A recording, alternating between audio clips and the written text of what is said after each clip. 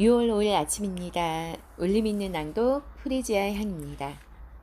오늘은 타이탄의 도구들 중에 모든 길은 스스로 열린다 편 중에 몰라도 된다입니다. 사람들은 로봇가 음악도 만들고 그림도 그리고 작곡도 하고 촬영 감독도 하고 편집도 하고 정말 많은 일을 한다고 생각한다. 하지만 그는 자신이 하는 일은 단 한 가지, 창의적인 삶을 살고 있는 것뿐이라고 말한다. 창의성만 불어넣으면 하지 못할 일이 없다고 말한다.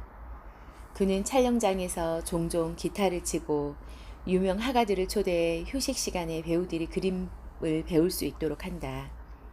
어떤 일이든 기술적인 부분은 10%이고 90%는 창의성이다. 창의성을 발휘하는 방법을 안다면 싸움의 절반은 끝낸 셈이다. 창의성을 발휘할 줄 알면 무대에서 내가 어떤 음악을 연주해야 하는지는 몰라도 된다. 전설의 기타리스트 지미보는 이렇게 말한 적이 있다. 나는 내가 10초 전에 무엇을 연주했는지도 모른다. 대가들에게 물어보면 모두 비슷한 답을 내놓을 것이다. 나는 화가 세바스천 크로거에게 그림을 배우기 위해 독일까지 간 적이 있다. 그를 따라 열심히 그려봤지만 늘 내 그림은 쓰레기통에 얼렸다. 그런데 세바스천에게는 뭔가 자신만의 특별한 분놀림이 있는 것처럼 보였다. 인물화를 그릴 때 그는 턱을 조금 그리다가 눈을 조금 그리고 그러다가 코를 조금 그리고 나는 그의 이런 방식에는 심오한 뜻이 숨어 있을 거라 생각했다. 하지만 그는 이렇게 말했다. 몰라요. 무엇부터 그릴지, 다음에는 뭘 그릴지 항상 그때그때 달라요. 미칠 지경이었다. 그러다가 자리에 앉아 그냥 묵묵하게 그림을 그리기 시작했더니 언제부터인가 갑자기 나도 세바스찬처럼 얼굴이 그리고 있었다. 정말 놀라웠다. 그래서 그 깨달음을 다른 사람들에게도 늘 전한다. 몰라도 됩니다. 라고.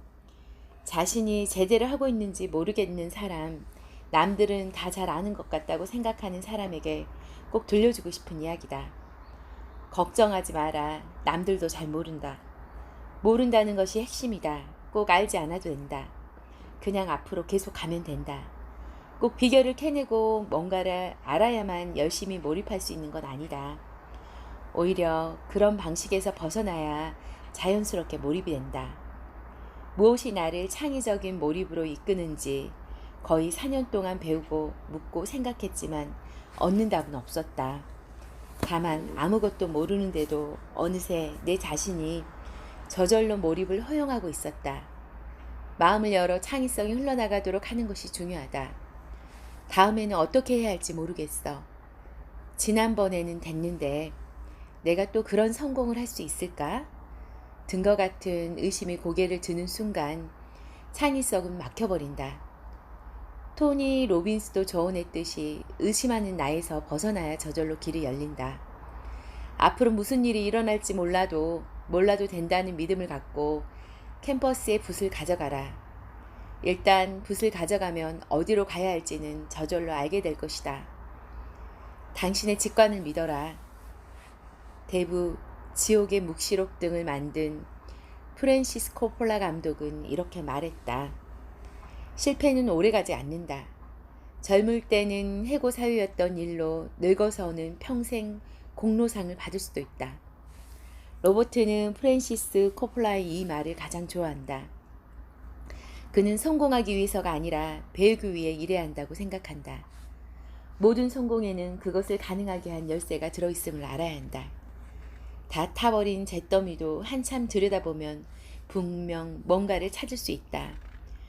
언젠가 쿠에틴 타란티노 감독이 포름이란 영화를 같이 하자고 제안해온 적이 있다. 나는 한치의 망설임도 없이 본능적으로 즉각 승낙했다. 영화는 흥행에 참패했다. 하지만 나는 두 가지 성공의 열쇠를 찾을 수 있었다. 포름을 찍을 때 나는 안토니오 반데라스와 멋진 멕시코 소년을 각각 아버지 아들 역으로 캐스팅했었다. 그리고 아시아 출신의 엄마 역할을 위한 체구가 아담하면서도 신비롭고 매력적인 여배우를 캐스팅했다. 영화의 시간적 배경이 12월 30일이었기에 이 세 가족은 멋진 정장을 차려입고 새해를 맞이할 작정이었다. 그들의 턱시도와 드레스 정장 차림은 정말 멋졌고 진짜 가족처럼 보였다. 문득 이런 생각이 들었다. 와우, 007 제임스 본드가 가족이 있다면 꼭 이런 것 같지 않나? 엄마 아빠는 국제 스파이로 아들은 부모가 스파이인 줄 꿈에도 모르는 그런 이야기를 만들면 어떨까? 나는 이 아이디어를 바탕으로 스파이 키즈 시리즈를 만들어 성공을 거둘 수 있었다.